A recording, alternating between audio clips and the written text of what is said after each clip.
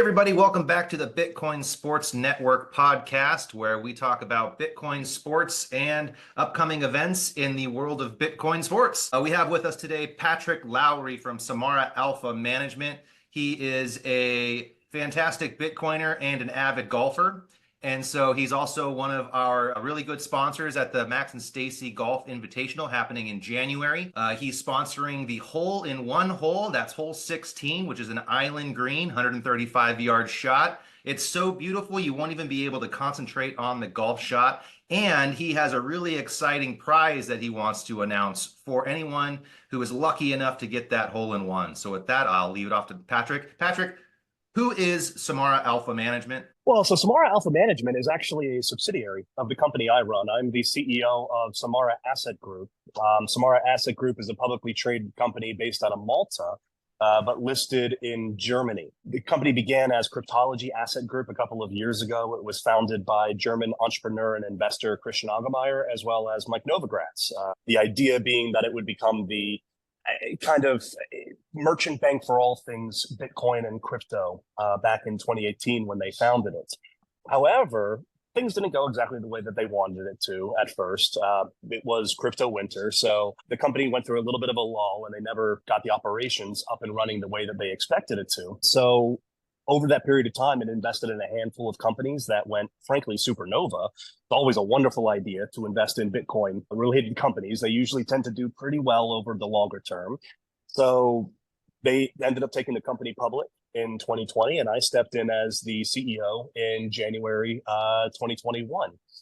Since then, Samara has been investing in funds, been investing in companies building in the Bitcoin and the crypto space. And actually, most recently, we took a page out of Michael Saylor's playbook, and we issued, at least to my knowledge, what is Europe's first bond to buy Bitcoin. We actually just placed that over the last 2 weeks. We went public with it about two and a half weeks ago.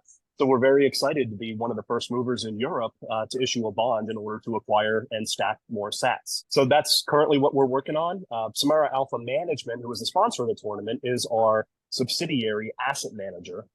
Samara Alpha Management is a fund of funds, and they have a Bitcoin-denominated fund, one of the only Bitcoin-denominated funds that I'm aware of, that is market neutral and quite literally generating pure alpha on Bitcoin, denominated in Bitcoin. So all expenses, all revenues, all gains, all losses denominated in Bitcoin. Because you know what?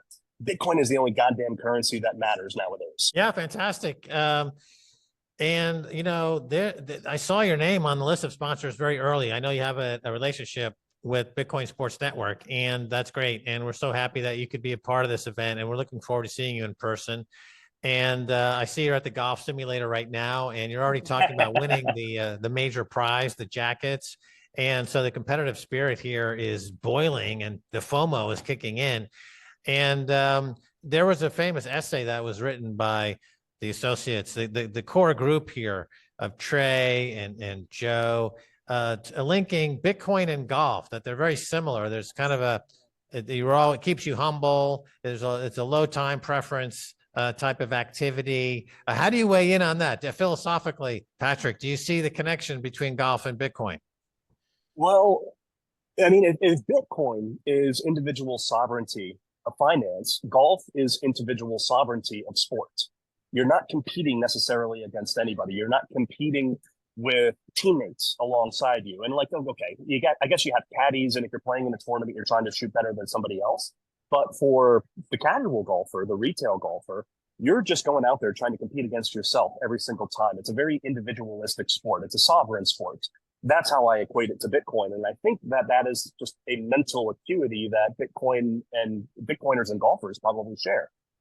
Is this going to be your first time to El Salvador? It will be. And I can't say how excited I am. I've never had the opportunity to travel there before. My wife is actually going to be joining me. I told her, hey, there's a golf tournament down in El Salvador that we can go to. It's going to be a whole bunch of Bitcoiners. We probably should try to get down there, especially because our good friends Chris and Frieda are running it. She said, we got to make it there.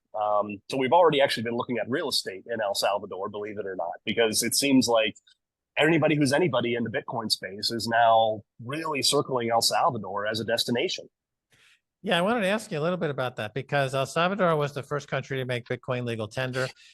We created the Bitcoin office, which Stacy is the director of the Bitcoin office. It reports directly to the president in promoting Bitcoin policy and by creating a moat or a perimeter to keep out all of the altcoins and the things that we want to keep out. But do you see now with the election of Donald Trump and with Cynthia Lummis talking about a strategic Bitcoin reserve in the United States, is this the beginning now of FOMO on the sovereign level, the state level? And how do you see the U.S. in particular, because they're just starting in with this idea now? Do you think they'll aggressively move into building a Bitcoin strategic reserve? And do you think this will be a global thing, Patrick? Oh, it absolutely will be. I mean, I think the FOMO for sovereigns started for Bitcoin a while ago. And they've just kind of had to sit on the sidelines waiting for somebody to maybe make the first move, just because nobody wants to be the first asshole in to Bitcoin if you're a sovereign, just because, God forbid, what if something goes bust? And of course it can't go bust. Bitcoin can't, right? But with that said, I think a lot of global leaders have been sitting on the sidelines waiting for a major player to make the moves that supposedly the United States government under Donald Trump were literally recording this the day after the election. Donald Trump has now officially been declared the president-elect. I think they've been waiting for one of the main global players to make that move, and everybody inevitably will follow suit. So I think that this is obviously a very smart thing to do. A, just being a Bitcoiner and my own personal bias towards Bitcoin, but B, because you have to have a strategic reserve of Bitcoin if you are a sovereign nation. It is the world's most perfect form of money. It is the best store of value that has ever been conceived of. And if you are not going to be using Bitcoin, you're not going to be hodling Bitcoin as a sovereign nation, your fiat currency is inevitably going to go to zero.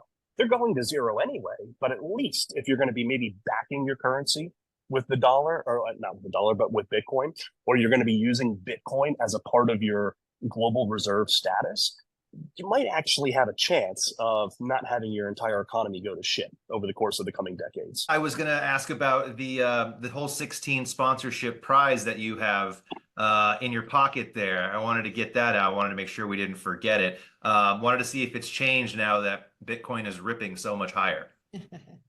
No, because I don't care what Bitcoin's price is relative to the US dollar. So as far as I'm concerned, if anybody does get a hole in one at hole 16 at the Max and Stacy Golf Invitational, they're going to win one full Bitcoin from Samara Asset Group. We are putting up an entire Bitcoin. That is on Saturday on the actual tournament day only. So if you get it during the practice round, there's no payouts, Doesn't right? count. It has to be on hole 16. So bring your best golf swing on that hole. You better do that. I mean, do you remember when we did this in Nashville a couple of months ago, and that poor soul, he hit the hole-in-one on the wrong hole? And I did follow through on that. I did give him a Dogecoin afterwards.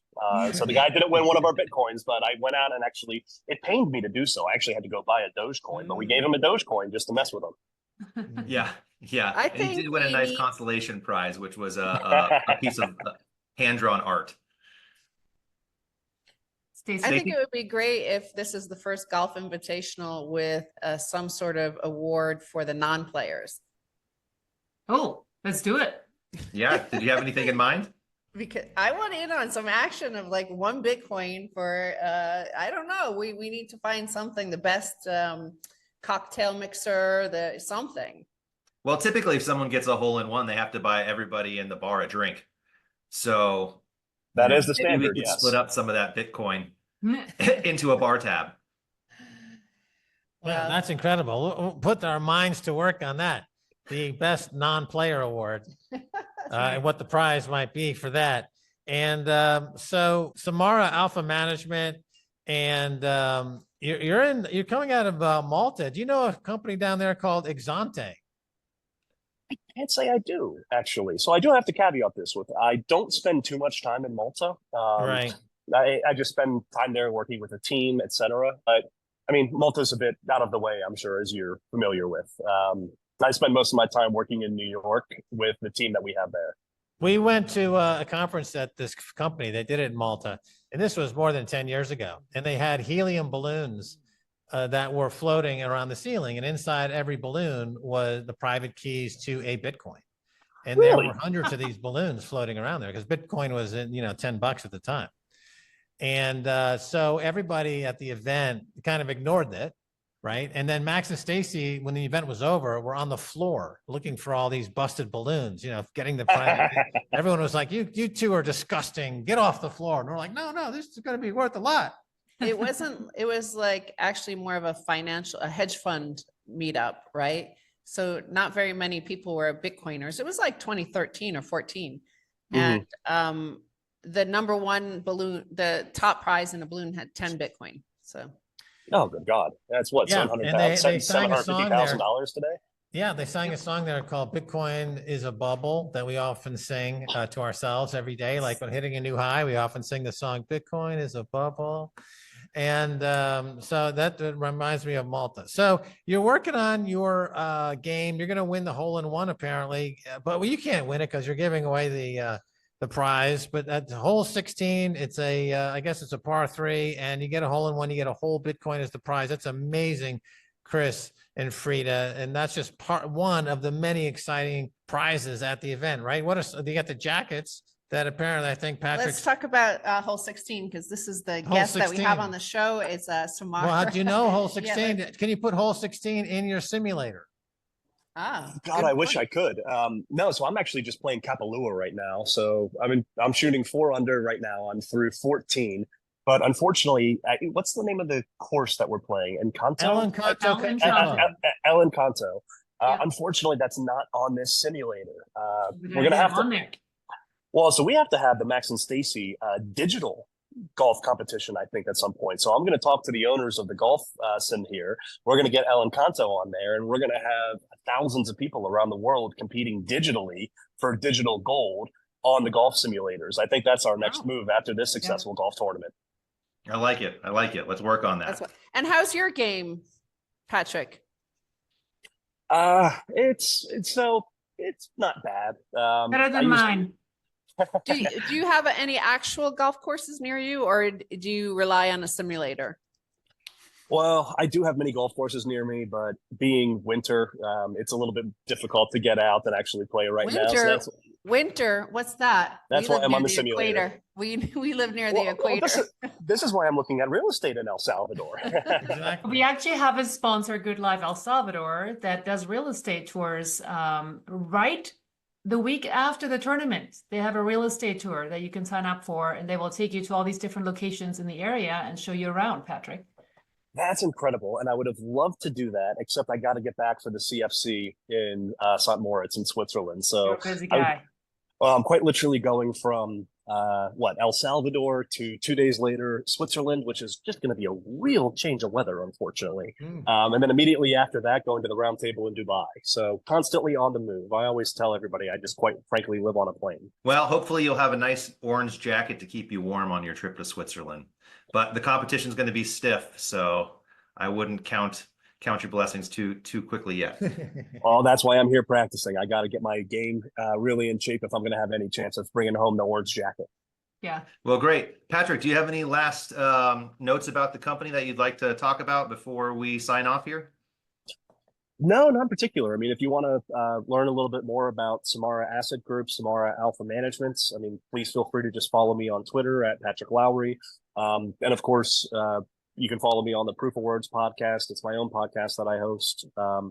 We bring on people to discuss Bitcoin and frankly, anything that leads to liberty, happiness, and well, we have a lot of fun guests on.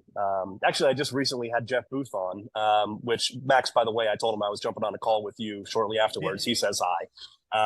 I know you guys were chatting earlier this morning. So really appreciate this opportunity, guys. Chris, Frieda, thank you so much for putting this together. Max and Stacy, I can't wait to meet in person in El Salvador. And really great stuff putting together this golf tournament. I'm very excited to be a sponsor, and I can't wait to play in it. Great. I look forward to seeing you in person and coming up with an idea that I could possibly win one of these awards as a non-player. Fantastic. Great. Patrick, thanks for coming on. See you in about 8-9 weeks. I can't wait. Have a great day, everybody. All right. Thanks. See you then. You too. Thank Bye. you.